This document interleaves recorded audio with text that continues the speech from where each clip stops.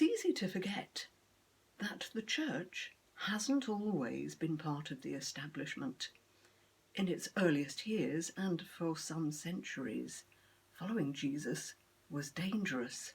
It still is in some places. Dreadful acts of violence in the name of religion have peppered human history.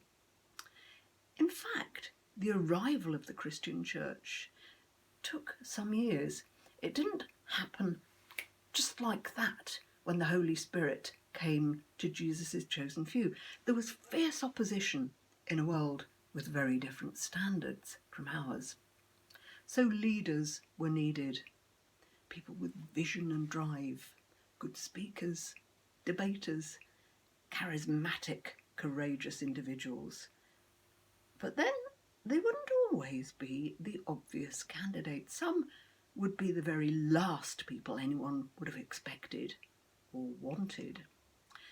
In today's reading from St. Luke's second volume, The Acts of the Apostles, we experience one quite shocking moment along the way when a respected early leader is killed for his belief in Jesus, and someone else, well, just an onlooker, is joining battle against the subversive new way. Even though we've witnessed enough religious extremism ourselves, his thoughts are somewhat shocking. Rabbi Gamaliel, on the whole, was good value, although not in the first flush of youth. He had an authority. He was a father in the faith, persuasive, if a tad too liberal, in my opinion. I myself am descended from the tribe of Benjamin, one of the 12 tribes of Israel, the sons of Jacob, and mine is not the first generation of Pharisees either, even if we're from Tarsus, 400 miles or so north of here. Pharisees? Well, let's say we are rigorous in religious observance, praying 3 times a day, attending the big festivals, hardwired with our unique, distinctive racist traditions, and living in a mutually agreed pact with the only Lord whose very name is too holy to be spoken. Well, why was I in Jerusalem?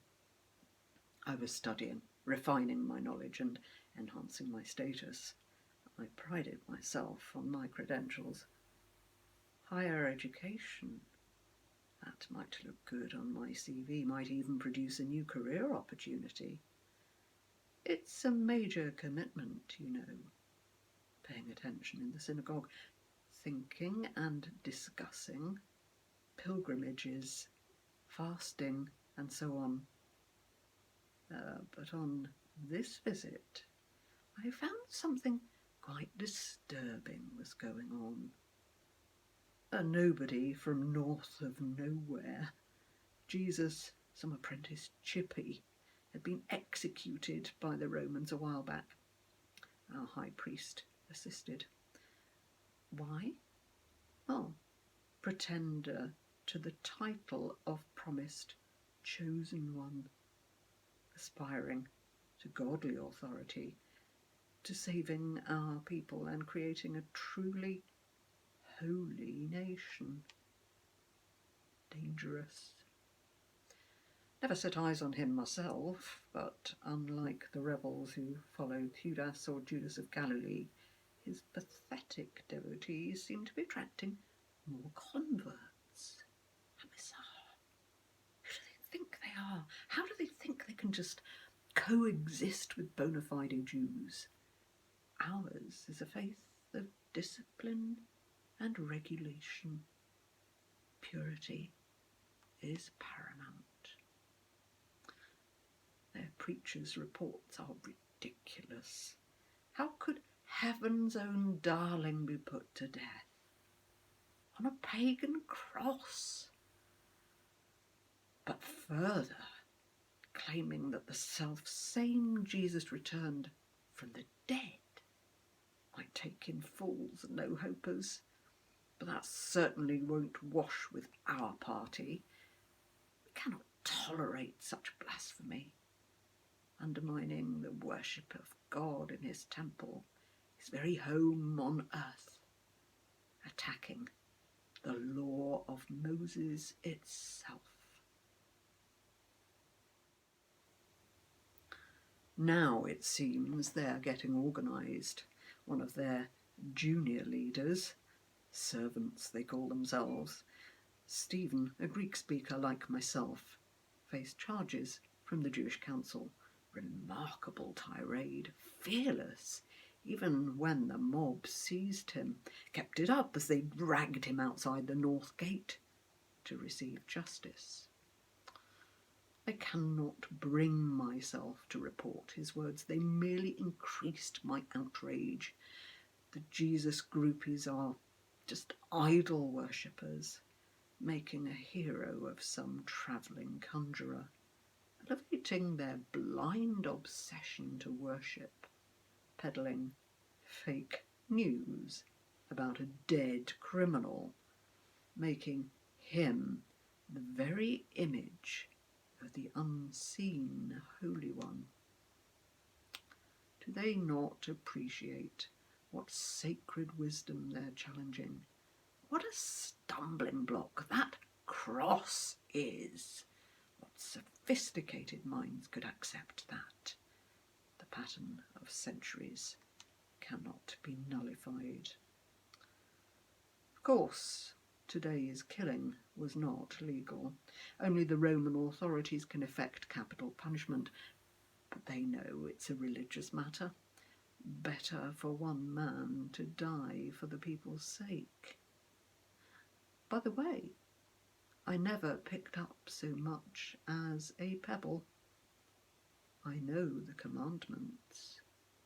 Do not worship other gods, but also do not kill.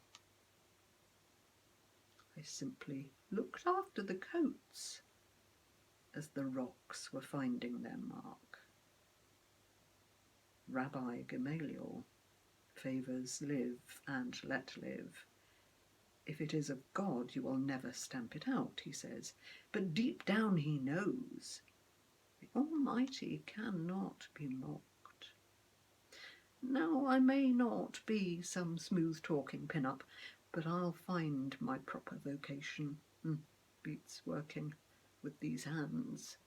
I am very zealous, like Elijah, to preserve our time-honoured ways, steeped in them from my grandfather's knee.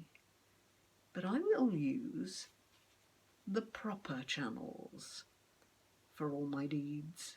Without authority would be worth nothing. I'd be no more than a noisy gong or a clanging cymbal. Some said that this deacon was a good man. But had he been righteous, surely he would have lived. Deluded, but such calm, almost welcoming death. Confident of more than this life made him most of all to be pitied. A martyr? No, just collateral damage. A young man named Saul, who stood by approvingly as Stephen died under a hail of rocks, would soon discover how God can suddenly bring to nothing the cleverness of the clever. God's Holy Spirit blows where it will, and it will not be want of authority that would make his actions worthless, but want of love. The unappealing Saul will become the apostle, Saint Paul, the builder with fallible Peter of the church. Stephen was brave under attack, but he was holding fast to Jesus' promise of many dwelling places in his Father's house. And his proof by rising again. So as he gave up his own earthly life, he actually saw Jesus coming to take him to the place prepared for him.